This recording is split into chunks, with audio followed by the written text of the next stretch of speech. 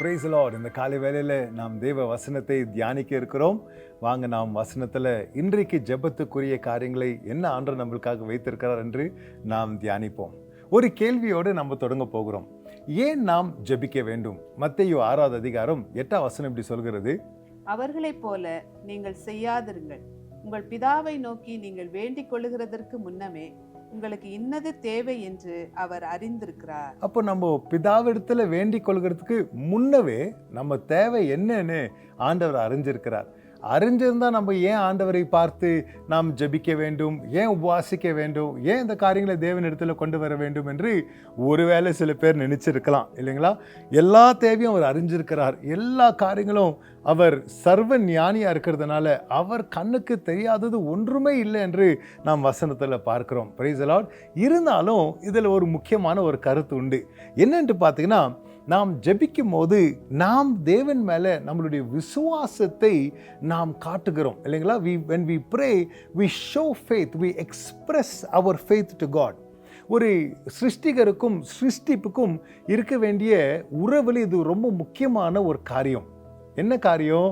அவர் மேலே நம்ம சார்ந்து கொண்டிருக்கிறோம், அவரை நாம் விசுவாசிக்கிறோம் என்ற ஒரு காரியம். நீங்கள் பாருங்கள், என்னோட மத்தேயு 21வது அதிகாரத்தில் 22வது வசனத்தில் நாம் இப்படி வாசிக்கிறோம்: மேலும் நீங்கள் விசுவாசம் உள்ளவர்களாய் ஜெபத்திலே எவைகளை கேட்பீர்களோ அவைகளையெல்லாம் பெறுவீர்கள் என்றார். ஆண்டவருக்கு தெரியும் நம்மளுக்கு என்ன தேவைன்னு. இருந்தாலும் ஆண்டவர் சொல்றாரு, விசுவாசத்தில் நீங்கள் ஜெபத்தில் எதை கேட்குறீங்களோ அவைகளை நீங்கள் பெறுவீர்கள் என்று. ஆண்டவருக்கு இது ரொம்ப முக்கியங்க. நாம் அவரை விசுவாசிக்க வேண்டும், அவரை நாம் சார்ந்து கொள்ள வேண்டும். ஒரு பிள்ளை, நம்ம லூக்கா 11வது அதிகாரம் அந்த 9வது வசனத்திலேருந்து 12வது வசனம் மட்டும் நாம் பார்க்கிறோம். இயேசு ஒரு ஓமையை சொல்லி என்ன ஒப்படைக்கிறார் அங்கன்னு பார்த்தீங்கன்னா, ஒரு பிள்ளை ஒரு அப்பாவை பார்த்து ஒரு மீனை கேட்டா இல்லை ஒரு முட்டையை கேட்டா அவர் எப்படி பதில் கொடுப்பாரு? அப்போ ஆண்டவர் சொல்றாரு, those of you who are evil, நம்ம இந்த உலகத்தில் இருக்கிறோம், நாம் துன்மார்க்கர்களாக இருக்கிற நாமே நம்ம பிள்ளைங்களுக்கு நல்ல ஒரு ஈவுகளை கொடுக்கிறவராக இருந்தால் பரலோகத்தில் இருக்கிற நம்ம பிதா இன்னும் எவ்வளோ நம்மளுக்கு கொடுக்கிறவராக இருக்கிறார் இல்லைங்களா? அவர் நம்மளை கவனிக்கிறவராக இருக்கிறார், எல்லாவற்றையும் அறிந்தவராக இருக்கிறார். ஆனால் அவர் நம்மக்கிட்ட எதிர்பார்க்கிறது என்னன்னு பார்த்தீங்கன்னா, விசுவாசத்தின் ஜெபம். Praise the Lord. அப்போ நம்ம ஜெபிக்கும் போது ஏன் நம்ம ஜெபிக்கிறோம்? அவருக்கு எல்லாம் தேவைகள் தெரியும், எல்லாமே அறிந்தவராக இருக்கிறாரு. ஆனால் நம்ம ஜெபிக்கும் போது இந்த விசுவாசத்தின் ஜெபம் நம்ம பண்ணும் போது we express our trust in God. நம்மளுடைய விசுவாசத்தை முதலாவது நம்ம காட்டுகிறோம், அவர் மேலே நம்ம சார்ந்து கொண்டு இருக்கிறோம் என்பது நம்ம காட்டுகிறோம். இந்த ரெண்டு விஷயத்துக்காக ஆண்டவர் என்ன பண்ணுறாருங்க? நம்மளை ஜெபிக்க ஆண்டவர் தூண்டி விடுகிறார். அவருக்கு தெரியும் நம்மளுக்கு எழுப்புதல் வேண்டும் என்று, அவருக்கு தெரியும் நம்ம குடும்பத்தார் ரட்சிக்கப்பட வேண்டும் என்று, அவருக்கு இன்னைக்கு உங்கள் உள்ளத்தில் இருக்கிற எல்லா குறிப்புகளும் ஆண்டவருக்கு தெரியும். ஆனால் ஆண்டவர் என்ன சொல்றாரு?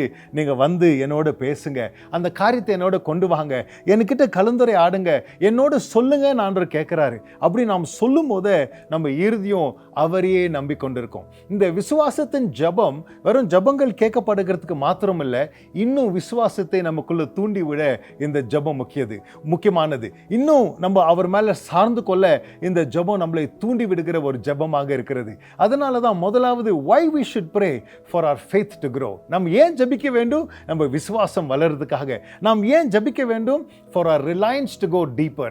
அவர் மேல சார்ந்து கொள்ளுதல் இன்னும் ஆழமாக போக ஆண்டவர் நம்மளை ஜெபிக்க அழைக்கிறவராக இருக்கிறார். praise the Lord. நாம் ஜெபிக்கும் போது அவர் மேல சார்ந்து கொள்கிறோம். இரண்டாவதாக பார்க்கிறோம், நாம் ஜெபிக்கும் போது பிதாவின் சித்தத்தை நாம் அறிந்து கொள்கிறோம். கிறிஸ்து இயேசு ஏன் ஜெபிக்க வேண்டுமா இருந்துச்சுங்க? அவர் முழுவதுமாக மனுஷனா இருந்தார், முழுவதுமாக தேவனாகவும் இருந்தார். ஆனா கிறிஸ்து இயேசு ஜெபிக்கும் போது என்ன நடந்துச்சுங்க? தேவனுடைய இருதயத்தின் விருப்பத்தை அறிந்து கொண்டார். இன்னைக்கு நீங்க ஜெபிக்கும் போது ஆண்டவருடைய சித்தத்தை நீங்க அறிந்து கொள்வீங்க. அவர் சித்தத்தை வெளிப்படுத்த அவர் வாஞ்சையாக இருக்கிறார். நாம் அறிய வேண்டும் அவர் நமக்காக என்ன வைத்திருக்கிறார், அவருடைய இந்த உலகத்துக்கு இந்த காலகட்டத்துக்கு ஆண்டுடைய விருப்பங்கள் என்னவா இருக்கிறது, அவருடைய வாஞ்சை என்னவா இருக்கிறது. எங்க நமக்கு தெரிய வரும்? ஜபத்துல தெரிய வரும். என் குடும்பத்துக்கு ஆண்டவர் என்ன வச்சிருக்கிறாரு எங்க நமக்கு தெரிய வரும்? ஜபத்துல தெரிய வரோங்க. So why should we pray? To know the heart of God, to know the will of God. அவருடைய சித்தத்தை அறிந்து கொள்ள, அது மாத்திரம் இல்லாமல் அவருடைய நோக்கங்களை அறிந்து கொள்ள. மூன்றாவதாக நாம் பார்க்கிறோம், நம்ம ஜெபிக்கும் போது ஏன் நம்ம ஜெபிக்கணும்னு பார்த்தீங்கன்னா, ஜெபிக்கும் போது நித்தியத்தை பாதிக்கக்கூடிய காரியங்களுக்குள்ளாக ஆண்டவர் நமக்கு ஒரு தருணத்தை கொடுக்கிறார். நீங்கள் ஒன்று ஒன்று சாமுவேல் நீங்கள் 1 அதிகாரத்துலேருந்து 3 அதிகாரம் மட்டும் நீங்கள் படித்து பார்த்தீங்கன்னா, நேரம் இல்லை நான் அப்படியே சொல்லிடுறேன் உங்களுக்கு. நீங்கள் பார்த்தீங்கன்னா அன்னாள் வந்து அவங்க பிள்ளை இல்லாத காரணத்தினால தேவாலயத்துக்கு வந்து அவங்க ஜெபிக்கிறாங்க இல்லைங்களா. அந்த நாட்களில் இஸ்ரவேல் மேலே தேவன் கோபமாக இருக்கிறார். இஸ்ரவேலில் தேவனுடைய வார்த்தைகள் கேட்கப்படவில்லை, ஆண்டோடைய வசனங்கள் சொல்லப்படவில்லை, தீர்க்கதரிசனமான வார்த்தைகள் வந்து கொண்டில்லை. கிட்டத்தட்ட சில வருஷங்களாக பார்த்தா இஸ்ரவேலில் ஒரு அமைதி ஆண்டோடைய சமூகத்திலிருந்து காணப்படுகிறது. The Lord was not talking with Israel. அந்த நேரத்தில் அன்னாள் வந்து ஜெபிக்கிறாங்க, அவங்க பிள்ளைக்காக ஜெபிக்கிறாங்க, அவங்க வியாகுலத்தை அவங்க உள்ளத்தை ஆண்டோடைய சமூகத்தில் அவங்க ஊட்டி விடுகிறாங்க. அந்த நேரத்தில் ஆண்டவர் என்ன பண்றாருங்க, அந்த ஜெபத்தின் மூலியமாக இஸ்ரவேலில் ஒரு தீர்க்கதரிசி பிறக்கப்படுகிறான். எப்போ தீர்க்கதரிசி பிறக்கிறாங்க? தேவன் மௌனமா இருக்கிற நாட்கள்ல, தேவன் பேசாமல் இருந்த நாட்கள்ல இஸ்ரவேலில் ஒரு தீர்க்கதரிசி பிறக்கிறதை நாம் பார்க்கிறோம். எப்படிங்க?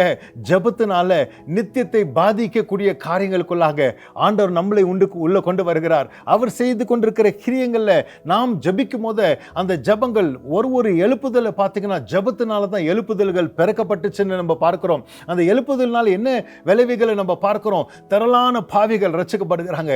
யெகோவா தேவனே தேவன் என்று உலகம் அறியத்தக்க ஆண்டுடைய அசைவாடுதலை நாம் பார்க்கிறோம். இன்றைக்கு ஜெபம் என்பது ஒரு வல்லமையான காரியமா இருக்குது.